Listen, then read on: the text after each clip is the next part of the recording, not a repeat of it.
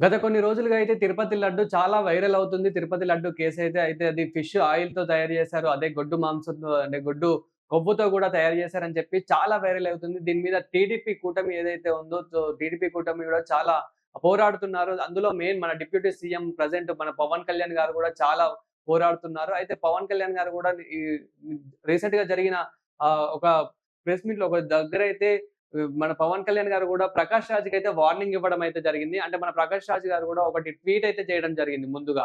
So, deputy CM Pawan Kalyan గారు మీరు కొంచెం ఎంత వీలైనంత తొందరగా ఇది కొంచెం క్లోజ్ చేస్తే బాగుంటుంది. ఇందులో కుల, మత భేదాలు అని లేకుండా అంటే కులాలని ఇన్వాల్వ్ చేయకుండా ఇది తొందరగా క్లోజ్ చేస్తే బెటర్ అనే ఒక పాజిటివ్‌గానే ఒకటి ట్వీట్ అయితే చేయడం జరిగింది. దానికి అంటే ఇంకా వేరే విధంగా అనుకోనా లేదా అంటే దాన్ని నెగెటివ్‌గా అనుకోని కొందరు గూడా ఫ్యాన్స్ ఎవరైతే ఉంటారో అండ్ దీనికి పడని వాళ్ళు గూడా ఎవరైతే ఉంటారో మెయిన్ ఏంటంటే పొలిటికల్ వాళ్ళు. సో, పాలిటిక్స్ గూడా ఇందులో ఎక్కువ ఇన్వాల్వ్ అయ్యి ఉంది గాబట్టి, వాళ్ళైతే ఎక్కువ నెగెటివ్ కామెంట్స్ అదే విధంగా పాజిటివ్ కామెంట్స్ ఇవన్నీ మిక్స్‌డ్ అయిపోయి సో, అది చాలా వైరల్‌గా మారింది ఆ ట్వీట్ గూడా. దానికైతే నిన్న మన పవన్ కళ్యాణ్ గారైతే మాట్లాడడం జరిగింది. సో, అంటే ప్రకాష్ రాజ్ మీకు గూడా చెప్తున్నాను ప్రకాష్ రాజ్ గారు ఇందులో ఈ కుల మతం కోసం నేను పోరాడడం లేదు. ఒక హిందువుగా నేను పోరాడుతున్నాను. తిరుపతి లడ్డు అంటేనే మనం ఎంతో భక్తితో కొలుస్తాము.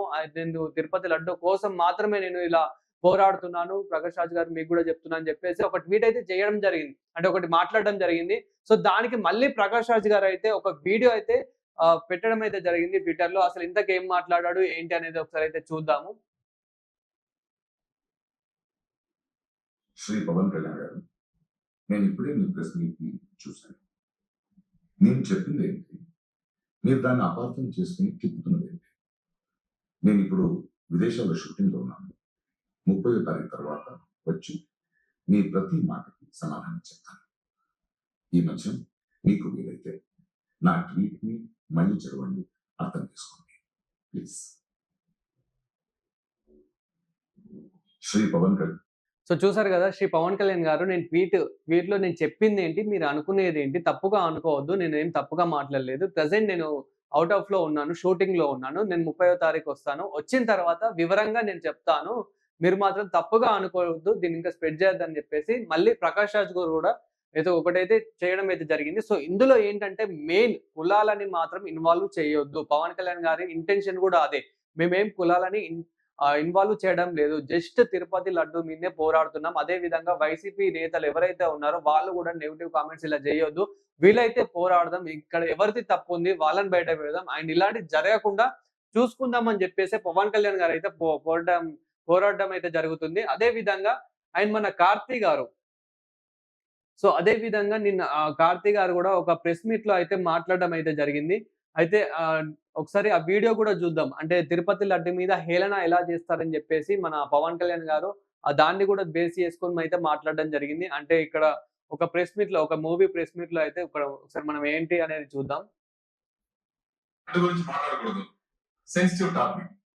లడ్డు కావాలా నాయనా? ఇంకో లడ్డు కావాలా నాయనా? ఇప్పుడు లడ్డు గురించి మాట్లాడకూడదు. Sensitive topic. మనకొద్దు అది.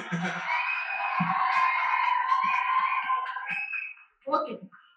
మోతీచూర్ లడ్డు తెప్పిస్తాం మేము మీకోసం. మోతీచూర్ లడ్డు సిట్యుయేషన్స్ కావాలి మాకంతే. సిట్యుయేషన్ కావాలి. లడ్డు వద్దు. ఇప్పుడు వద్దు. సరే. ఓకే. ఇండస్ట్రీ కూడా నేను తెలియజేస్తా ఉన్నా.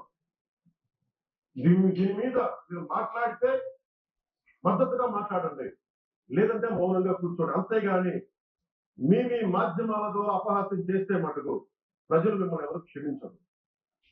ఎందుకంటే చాలా డీప్ పెయిన్ ఇది. మీరు లడ్డు మీద జోక్ వేస్తున్నారు. నేను ఒక సినిమా ఫంక్షన్ కూడా చూశాను. Laddu is a sensitive issue అని. Don't you ever say that. Don't.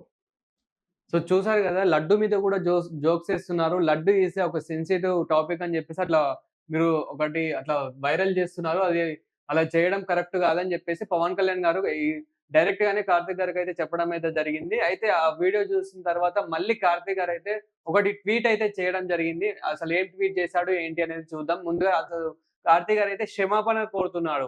అంటే ఎలా చేశాడో చూద్దాం. Dear Pawan Kalyan sir, with deep respect to you, I apologize for any unintended misunderstanding caused as a humble devotee of Lord Venkateshwara. I always hold our 1 minute. I always hold our tradition dear.